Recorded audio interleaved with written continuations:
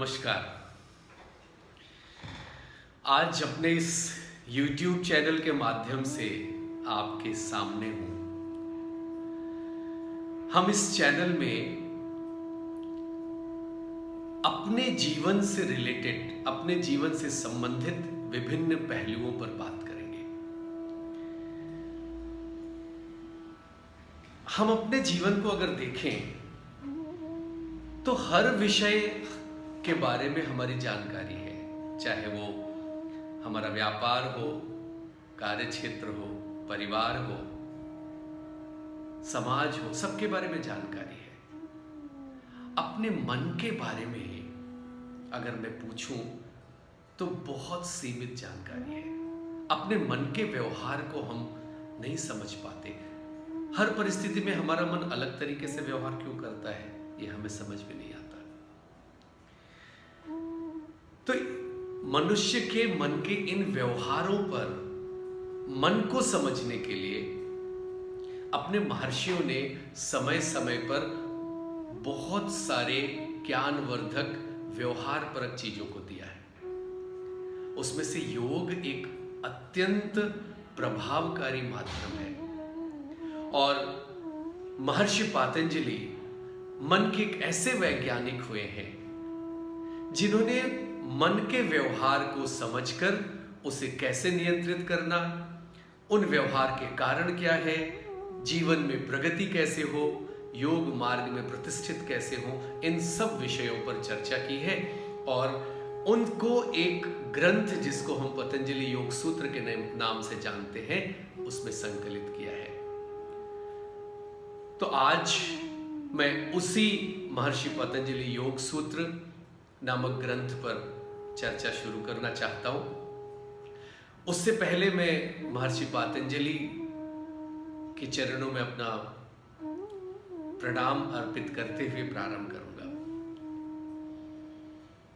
योगेन चित्तस्य पदेन वाचा मलं शरीरस्य च वैद्यकेन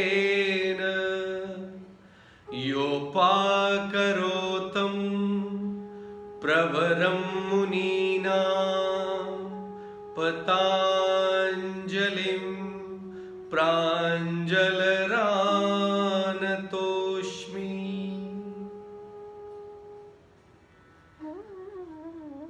उन महर्षि पतंजलि के चरणों ने नमन है जिन्होंने योग से मन की, व्याकरण से भाषा की तथा आयुर्वेद से शरीर के शुद्धि का मार्ग प्रशस्त किया है। ऐसे महर्षि पतंजलि के चरणों में मेरा कोटि कोटि प्रणाम है। तो आइए प्रारंभ करते हैं महर्षि पतंजलि के योग सूत्र के पहले अध्याय से। 4 अध्याय हैं महर्षि पतंजलि के योग सूत्र में। 195 श्लोकों के माध्यम से, 195 सूत्रों के माध्यम से महर्षि पतंजलि ने साधक के जीवन को कैसे संयमित रखते हुए मन के व्यवहार को समझकर कैसे कैवल्य तक, या सब कहते ना मोक्ष, मुक्ति तक पहुंचा जाए, इसका मार्ग बताया है। तो 4 अध्याय हैं। सबसे पहले बताया समाधिपाद, फिर साधनपाद, फिर विभूतिपाद और फिर कैवल्यपाद। हमारे जीवन का लक्ष्य समाधि की अवस्था को प्राप्त करना है जीवन में। तो समाधि की तरफ अगर हमें बढ़ना है तो उसके लिए क्या उपाय है, कौन कौन से साधन हैं, ये साधनपाद में बताया गया। फिर कैसे एक साधक इस बात को निश्चित कर पाए कि उसने जो मार्ग चुना है वो सही है, तो विभूतिपाद में बताते हैं कि क्या क्या चीजें तुम्हें दिखाई पड़े तो तुम ये समझ लो कि मैंने जिस मार्ग को चुना है, समाधि तक पहुंचने का जो रास्ता मैंने चुना है वो ठीक चुना है या सही रास्ते पर हूं मैं। अब जैसे आप किसी को कोई मार्ग बताते हो वहां तक पहुंचने का, तो साथ साथ कुछ कुछ ऐसी जगहों के नाम बताते जाते हो जिनके द्वारा वो व्यक्ति समझ पाता है कि मैं सही मार्ग पे जा रहा हूं। नहीं? तो ये विभूतिपाद यही दर्शाता है कि हम अपने लक्ष्य तक, समाधि तक पहुंचने का जो मार्ग मैंने लिया है वो सही है या नहीं, उसमें क्या क्या विभूतियां दिखाई पड़ती हैं, ये हम जान पाते हैं। और चौथा है कैवल्यपाद। तो आइए समाधिपाद से शुरू करते हैं। समाधिपाद का पहला श्लोक जो महर्षि पातंजलि ने कहा, उन्होंने बोला अथ योगानुशासनम। Now I will renunciate the discipline of yoga. अब मैं योग के अनुशासन के बारे में बताता हूं। अच्छा, दो बातें निकल के सामने आती है, शासन और अनुशासन। कब कहा योग के अनुशासन की बात करता हूं? नाउ, अब। ये अब कब? जब चीजें ठीक ठीक नहीं है, जब तुम्हारे मन में बहुत क्लियरिटी नहीं है किसी चीज को लेकर। नाउ, अब मैं योग के अनुशासन की चर्चा करता हूं। तो जैसे मैं बात कर रहा था शासन और अनुशासन। शासन का अर्थ है जो किसी और के द्वारा हम पर आरोपित होता है। जैसे किसी राजा के नियम है या सरकार ही आज चल रही है, जो उसने नियम कानून बनाए, उन नियम कानूनों का पालन अगर हम कर रहे हैं तो वो राजाज्ञा या सरकार का नियम है, उसी को शासन बोलते हैं। और अनुशासन क्या हुआ? जो नियम मैंने खुद के लिए स्वयं पर आरोपित किए। इसलिए योग को शासन नहीं कहा है, अनुशासन की संज्ञा दी गई है, क्योंकि ये आप स्वयं अपने आप पर आरोपित करते हैं, नहीं? अच्छा, अनुशासन की आवश्यकता कब होती है या क्यों होती है? जब प्रारंभ में चीजें बहुत रुचिकर नहीं लगती हैं, that when things are not very charming, जब बहुत शुरुआत में बड़ा रुचिकर नहीं लगता है, तब हमें अनुशासन की आवश्यकता होती है। अब जरा अपने जीवन को देखो, जब हम बाल्यकाल में छोटे थे तो स्वयं से दंत मंजन भी नहीं करने चाहते थे, ब्रश भी नहीं करते थे। हमारे परिवार ने, हमारी माँ ने थोड़ा सख्ती के साथ हम पर वो नियम लगाया, वो शासन जारी किया, और आज वो नियम मैंने अपने जीवन में अनुशासन की तरह उपयोग में लाया, क्योंकि वो मेरे जीवन के लिए अत्यंत उपयोगी है, नहीं?